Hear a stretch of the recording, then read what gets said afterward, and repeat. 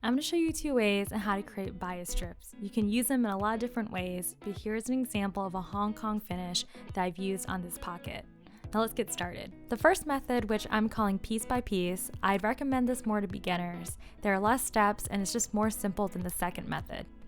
You're going to need a ruler, a pair of scissors, something to mark your fabric with, and fabric for your strips. I'm going to lay out my fabric and start off by measuring a 12-inch by 12-inch square. You can go smaller, you can go larger, the method still applies to any size. It just depends on how much you need and how much cutting space you have. Next, I'm going to mark the bias. From corner to corner, make a line across the diagonal, and from this line, you mark the width of your strips. Here, I'm making my lines 2 inches apart. You can make them wider or skinnier, depending on what you're using them for. Now that that's done, I'm going to go ahead and start cutting out this fabric.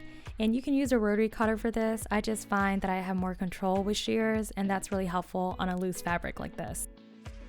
So now the last step before we get to the sewing machine is to cut out these individual strips where we drew the diagonal lines from. And here with this method is where I find it's a bit more simple because you can be more fast and loose with your cutting, and the end results of when you use the bias strips will still look great. Now the cutting is done, and I'm going to show you how to put this together. Take 2 strips in this L formation, making sure that the ends of the strips have a matching angle. With right sides together, go ahead and overlap the strips, and you'll see that they should have a matching edge.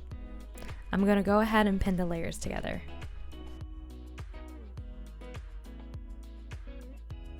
And now I'm going to stitch a line across the edge that I just pinned with a 1/4 inch seam allowance.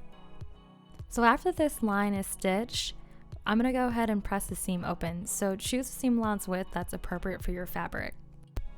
So now if you open your fabric up, you should see one continuous strip. And one thing I like to do before I take it to the iron is to press down the inside of the seam with the heat of my fingers. This just makes it easier to press out with an iron. Now you're all done with the first method. You can repeat these steps until you have your desired length for your project. Now I'm going to show you a second way on how you can make bias strips. This method is a bit more complex, but you can get up to 3 or 4 yards depending on the width of your bias strips. So to start, you're going to want to get an 18 by 18 inch square piece of fabric. You can go larger with the sizes, but I don't recommend you going any smaller. I actually tried this with a 12-inch piece and it made it harder to manipulate and handle the fabric in the later stages. So now I'm going to draw a line across the bias, and I realized my ruler wasn't long enough to do that. So I just went ahead and folded this up twice, and then I took a marker and I marked the center of the square to later trace a line from. So now you can see when I open it up, I can see exactly where to put my ruler to make a line across the diagonal. And from here, I'm going to go ahead and cut across the bias.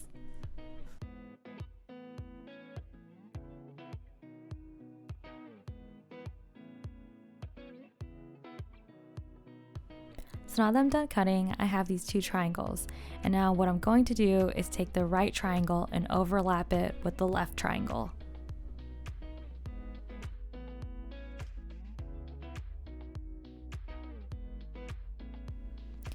I'm going to pin my fabric together, and then I'll be stitching a line down the edge with a 1/4 inch seam allowance. After I stitch my fabric together, I'm going to go ahead and run my iron down the seam.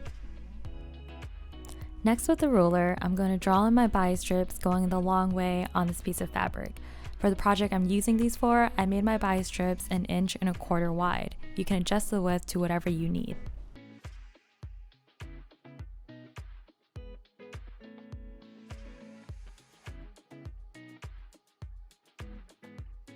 So you can see here, I end up with a little strip that wasn't as wide as the other ones, so I'm going to go ahead and quickly just slice this off.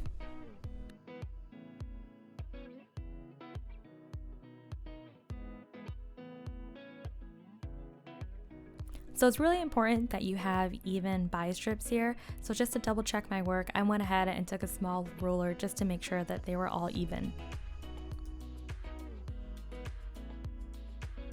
So this next part is a little tricky. So you want to take the tips of the fabric and fold it towards the middle, and make sure that you offset the line just by 1. So you should have this little tab here hanging off the left. And then when you pull it together, you should see the columns form from the lines that we made in the previous step.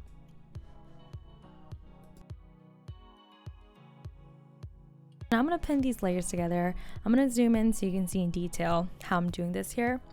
So you want to make sure that your lines are together, or at least close to each other when this is stitched, but you can see in the way that the layers are on top of each other that the lines crisscross a little bit. So what I did is I would put the pin through once and I would turn the fabric back over to see how close it was to the other line, and I would just go ahead and adjust it if it was off a little too much. And I'm going to go ahead and do this for the entire diagonal here. So earlier in the video, I took my ruler and I double checked all the measurements on the width of the strips that I drew, and that's because of this step right here.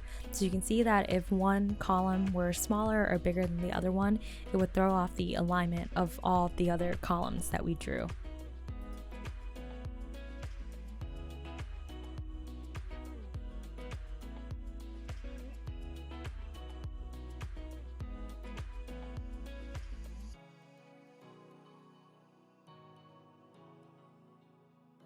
So now that I'm all done pinning, I'm just going to double check my seam, and you should have these little 2 ears sticking out on the side.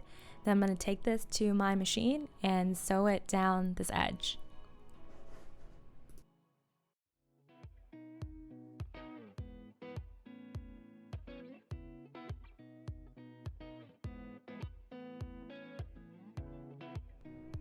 So because the seam spirals around the fabric, I took a small sewing ham and I slipped it inside, and I moved the ham along this curved stitch just to help me iron it down. Not sure if this is the best way here, but it worked out for me.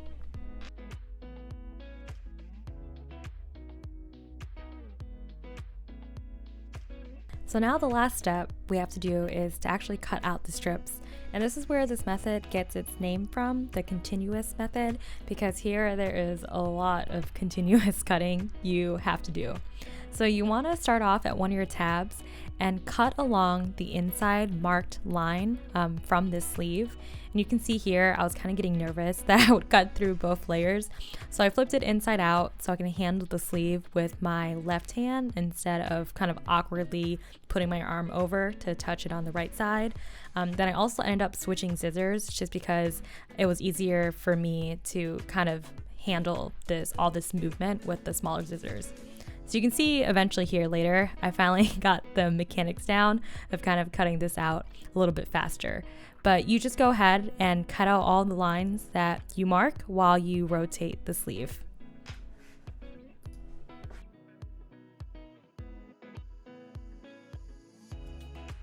You're all done now, and that is how you make continuous bias strips.